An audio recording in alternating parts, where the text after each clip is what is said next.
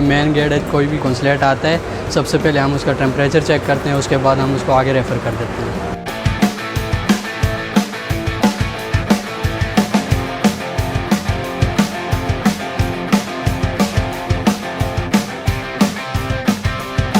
ये हमारे पास एप्लीकेंट आया, सबसे पहले हम उसको ये टोकन देते हैं पासपोर्ट पे बनाने के लिए, और ये पासपोर्ट की एक लाइन हम बताते हैं। जो पासपोर्ट बनाने वाले हैं वो रेड लाइन को फॉलो करते हैं, जो येलो लाइन पे हैं वो जाएंगे वेलफेयर सेक्शन में। आप कंप्यूटर के ज़रिए, इंटरनेट के ज़रिए भी अपॉइंटमेंट ले सकते हैं और 1 नंबर पे जाएगा।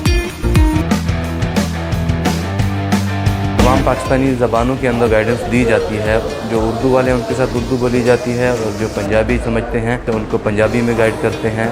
सिंधी बोलने वालों को सिंधी ज़बान में, मतलब तमाम इलाकाई जो हमारी ज़बानें हैं उन ज़बानों में इनको गाइड किया जाता है। और जो अरबिक लोग आते हैं अपने वीज़ा की खातिर, उनको अरबिक ज़बान में गाइड किया जाता है।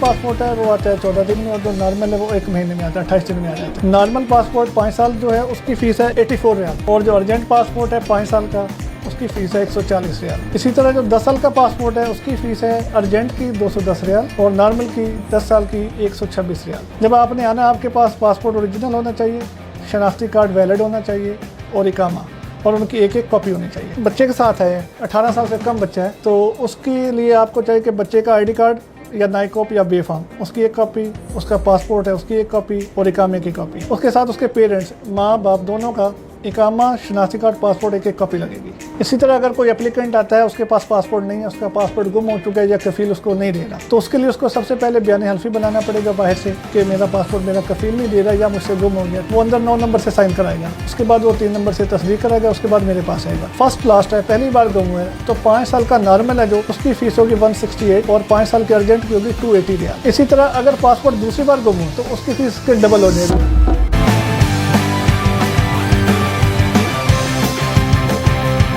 यहाँ पर एप्लीकेंट्स की पिक्चर बनाई जाती है और फिर हम उनकी तस्वीर लेकर डाटा अपडेट कर उनको स्टेप नंबर 3 पर फॉरवर्ड कर देते हैं।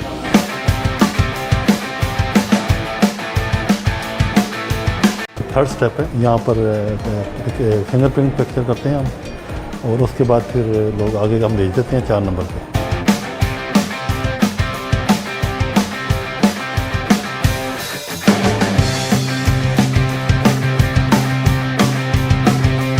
जब आप फिंगरप्रिंट लगाते हैं उसके बाद आप यहाँ पे आते हैं। यहाँ पे आपका डाटा एंट्री होता है, इन्फॉर्मेशन है वो सारी हम यहाँ पे आपसे लेंगे और सारा एक फॉर्म की सूरत में आपको देंगे। आपने वो सारा फॉर्म रीड करना है, अगर वो करेक्ट हुआ उसके बाद आपने वो उस पर सिग्नेचर के जगह बनी हुई सिग्नेचर करके आखिरी मरहले में जमा कराना।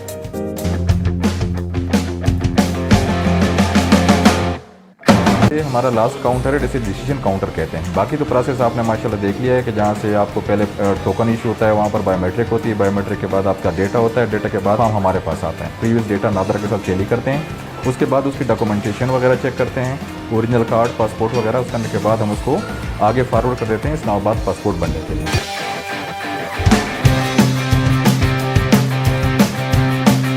पासपोर्ट जीबी में होता हूँ, तो ये जो पासपोर्ट है वालिद को इमरजेंसी की सूरत में वालिद या भाई को दे देते हैं।